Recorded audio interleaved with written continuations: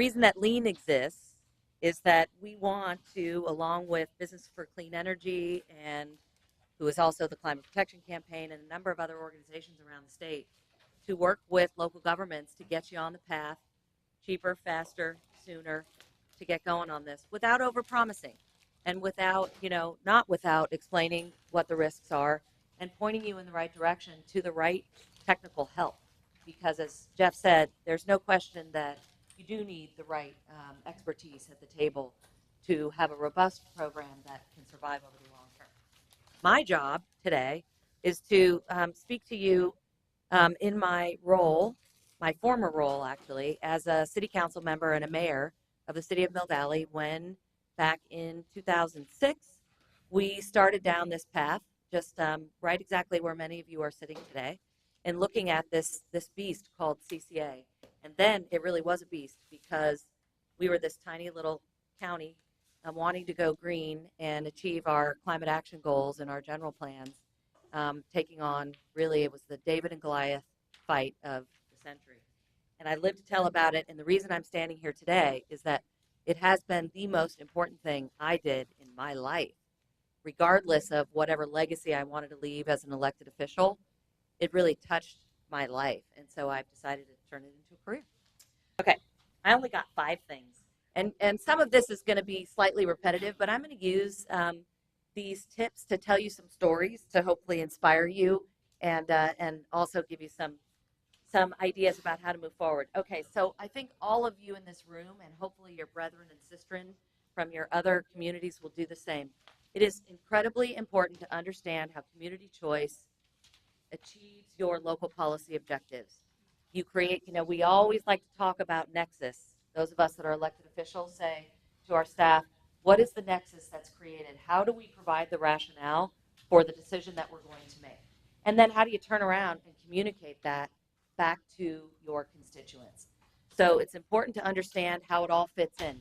Is it your climate action plan that's, that you've got, for example, in Sunnyvale and others? Is it your general plan? In Marin County, it was tied directly to achieving the goals set out in the general plan. Is it about economic development? In many jurisdictions, economic development is the #1 driver. Greenhouse gas reduction and the opportunity for new renewables is a fabulous bonus. That is absolutely the case in the city of Lancaster, who said, we've done a lot with solar and we want to, we want to be the solar capital of the state. But what we really want to do is form an enterprise fund that helps the economic bottom line of our community. And so they led with that objective. The other objective that we really led with as a rationale was this idea of community choice, because we all know that right now you don't have a choice. So what we said to our community was, listen, let's go out to the market. Let's at least find out if we can be competitive. Let's see. So we issued the RFP, just as Jeff was saying, and the way we brought our colleagues along is to say we're not going to know unless we ask. And then what we explained to our constituents is you don't have to do anything you don't want to do. This is a choice where you currently don't have one. And that really resonated with folks. The second tip I have that would come up there is, it's going to fly in. Make the economic and business case. Make the economic and business case. And remember that CCA is a business, not a political football. So, boy, it was a massive political football in Marin. And we spent a lot of time on politics. And it was necessary because we were first and, there was, PG&E was coming in and saying that this was going to be a government bureaucracy. We had a grand jury report in the county of Marin that said, oh my gosh, this is a risky scheme. And there were all kinds of lovely things that turned my hair really gray. But at the end of the day, if you do your homework and you make the business case, and I think you can really even make the business case more with more certainty today than you could back in 2008, I really think that's going to resonate. And it allows you to move quickly. I think it's important to remain opportunistic. As Jeff mentioned, this is a bankable enterprise. Do not undervalue it. Don't undersell it. Don't oversell it, but it is incredibly bankable. And there are a number of vendors, some of whom are in the room, who will attest to the fact that California was, sort of the jury was out, because we are essentially a regulated market with little windows of deregulation called direct access and community choice. I'm so happy that you all are here, because I think community choice is going to, in the next 5 years, really escalate and reach a good tipping point in our state so that we're achieving all of these economies of scale. I want to tell you a quick story. The city of Lancaster is worth looking at because they have formed a JPA and set it up as an enterprise fund. What does that mean? That doesn't mean you might not use this tool, but as an enterprise fund, they are permitted to, after they've met all of their reserve requirements and all of their other obligations, they can redirect a percentage of their revenues to support their general fund. So I'm not suggesting that any of you necessarily would do that or that you need to do that. I can assure you there are communities in the Central Valley who need to look at that. And so you got to be smart about how you do that. But we were talking at our table about baking in this optionality into your program, even if you choose not to use it or it's a driving factor. Know the rules, do your homework, but also learn from others. This has already been said in a couple of different ways.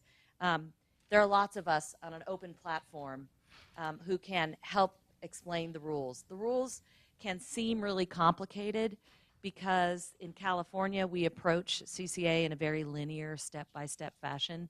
We were having such a great conversation over here at our table about really coming up with a new model that shows how all of these processes can be run in duality, that they're happening in concurrence rather than in a linear fashion.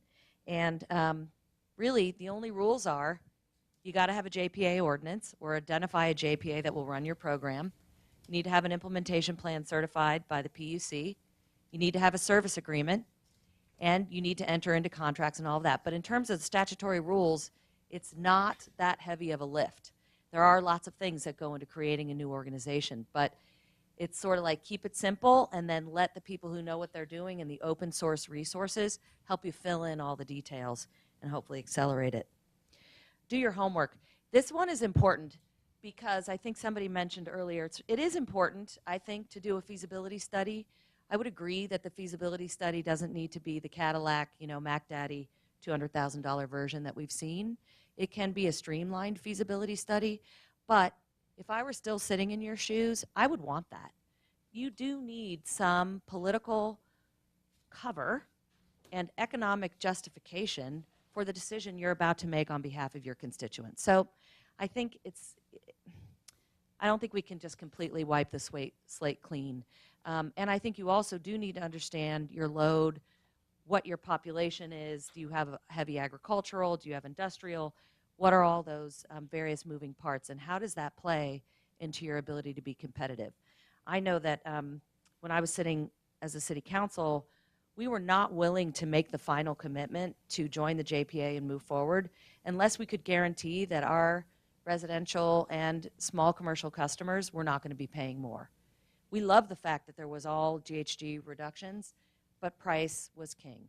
So, you got to go to the market and you got to know your load to do that. Fourth, insist on robust public education and develop broad local support.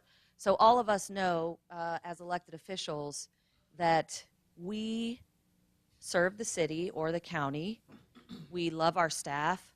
We want to support our staff, but our constituency is every member of the public who's working on dropping off their kids, paying their bills. Maybe they're worried about the potholes in the street. They're not thinking about their energy. Very unlikely. There's just a few of us who just think that's, at a cocktail party, we'd like to talk about this. So it's really important. It's your job, our job as elected officials, to make sure that we've communicated this opportunity correctly and I think succinctly and simply. And Jeff alluded to that's a challenge sometimes. In the city of Lancaster, and I only know this because I just was meeting with them on Monday, they have a $300,000 marketing budget for this year. They are launching, they're launching in January 2015.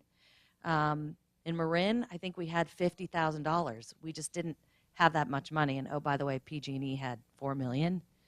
So it was a lot of fun. But since then, the communications budget is substantial, and I would bet in Sonoma it's equally substantial. And you got to hook up with organizations like Climate Protection Campaign, Ann, Woody, Barry. Where are you, Barry? Sorry. Those guys really helped run the ball and provide the political support and advocacy support that was needed to get the ball across the goal line. I mean, you all did a phenomenal job with Friends of Sonoma Clean Power, enlisting your business community, and all your various stakeholder groups. You can do a mapping, but you got to have all those people at the table asking questions and hopefully at some point coming on board.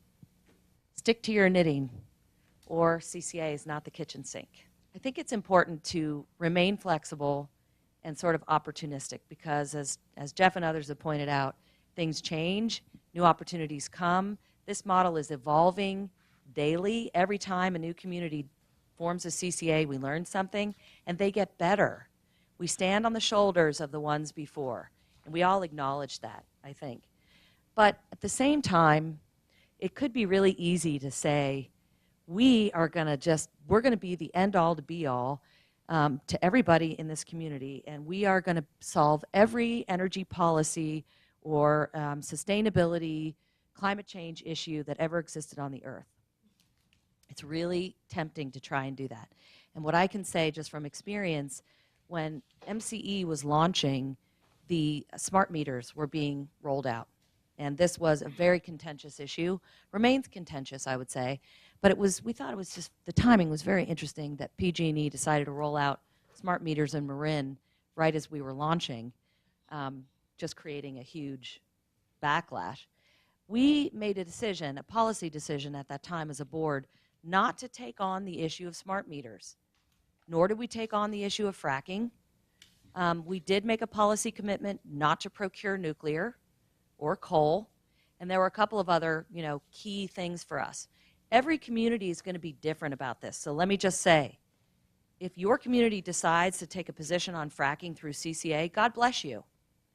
But think about it, because we needed to make some choices to stick to our knitting, get the business up and running, get people enrolled, get our contracts in order, run the business, pay attention to that, before we started dealing with all kinds of, very important big macro policy issues. So it's just something to think about. We also made a decision not to get involved in the utilities business concerns, and a smart meter is a utility side of the ledger. So we said, we're not going to come out against smart meters. We're going to remain neutral on it. At the same time, if community groups and others want to oppose those, you go right ahead. So, and it was hard. We got a lot of pressure to take a stand against smart meters, and we ultimately did not. And I do think that was the right choice. So all of this is to say, stay flexible, stay opportunistic, but be smart about how much you're throwing into the CCA kitchen sink. Last but not least, thick skin rule. Don't blink unless you have to. So this may not be quite as necessary now, but I have to tell a story that when we had gone back to the county in February of 2009, and we were almost $1 million short, because what we failed to realize was the bridge financing that was needed to get into our first energy contract. The county had fronted the money, the cities had, well, no, cities didn't really put much in, but we had enough to pay for the programmatic startup. We didn't have enough to sign a contract with Shell Energy North America, who was our provider at the time. And so we had to go back to the county for more money, and we thought that we were going down. And Prop 16, the vote was happening in a couple of months. So there was a real discussion among elected leaders, should we suspend, should we wait to get started? And me included. Thought, is this the responsible thing to do, to keep going with this enterprise when Prop 16 might just kick us right out? And a number of people, including the current chairman, who's now a supervisor-elect, looked at me and said, don't blink unless you have to. CCA is statutorily authorized in this state. You've done your homework, you've done all of your peer reviews. What we did instead was we accelerated the timeline. We beat Prop 16 by launching 30 days prior to that election day of June 10th. So you got to have nerves of steel. You got to be willing to go a little bit gray.